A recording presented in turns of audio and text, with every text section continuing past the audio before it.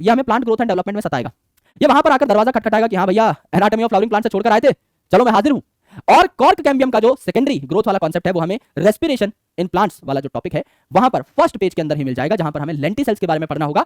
तो थोड़े बहुत ज्ञान हम वहां पर लेंगे उस चैप्टर के अंदर, जो कि ज्यादा रेलेवेंट रहेगा, इसलिए जानबूझ के मैं यहां पर छोड़ रहा हूं, क्योंकि सिलेबस में है नहीं तो पढ़ने का फायदा नहीं है। हाँ, रिलेटिवली जहां पर आ रहे हैं वो कॉन्सेप्ट वहां पर हम काफी डिटेल में उनकी चर्चा कर रहे होंगे। ऑलराइट, सो आई होप आपको ये प्यारे प्यारे माइंड मैप्स बहुत बढ़िया तरीके से अच्छे लगे होंगे, पसंद आए होंगे, समझ आए होंगे। And this chapter you need to read at least once from NCERT. एक बार मेरे ऊपर छोटा सा उपकार करना कि एनसीईआरटी खोल करके उससे ये चैप्टर जरूर पढ़ लेना।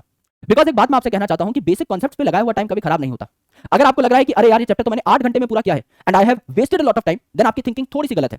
अगर आपने एक चैप्टर पे 8 घंटा लगाया है, आप मान के चलिए कि वो चैप्टर आगे आपके लिए बहुत फ्रूटफुल रहने वाला है। अगर किसी और चैप्टर में आपके 6 घंटे लगने वाले थे तो अब आपके उसमें 5 ही घंटे लग रहे होंगे। तो आपने जो एक्स्ट्रा एफर्ट दिया है बेसिक कॉन्सेप्ट्स बिल्ड करने में, ये आपका कभी व्यर्थ नहीं होगा। ये अलग अलग 10 चैप्टर्स में आपका टाइम जरूर बचा रहा होगा, and I can assure you that.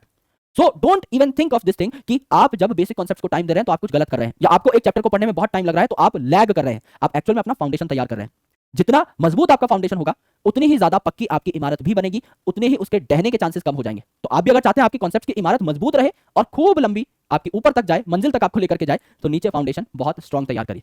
और बेसिक कॉन्सेप्ट्स में टाइम देने से कभी मत घबराइए, कभी मत चूकिए। आप हारेंगे नहीं, आप निश्चित तौर पे जीतेंगे, लेकिन आपके अंदर कॉन्फिडेंस होना चाहिए कि जो काम मैं कर रहा हूं वो सही है। और अगर आप बहुत अच्छा टाइम दे रहे हैं किसी चैप्टर को और वो एकदम जनरल फंडामेंटल चैप्टर है तो घबराइए मत। ये एक कमी नहीं बल्कि एक अच्छी बात है, ये एक एडवांटेज है, ये एक एसेट है। इसको कबूल करिए और आगे बढ़िए। So thank you so much guys for watching this session up. I hope आपको ये सेशन बहुत पसंद आया होगा।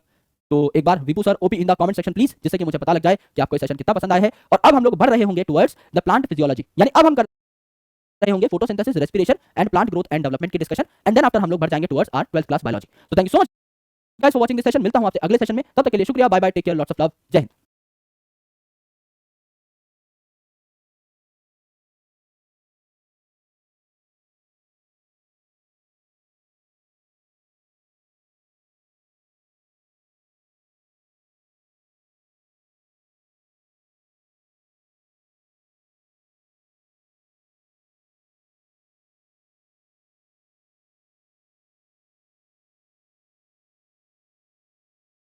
फॉर वाचिंग दिस सेशन, मिलता हूं आपसे अगले सेशन में, तब तक के लिए शुक्रिया, bye bye, take care, lots of love, जय हिंद। वाचिंग दिस सेशन, मिलता हूं आपसे अगले सेशन में, तब तक के लिए शुक्रिया, bye bye, take care, lots of love, जय हिंद। वाचिंग दिस सेशन, मिलता हूं आपसे अगले सेशन में, तब तक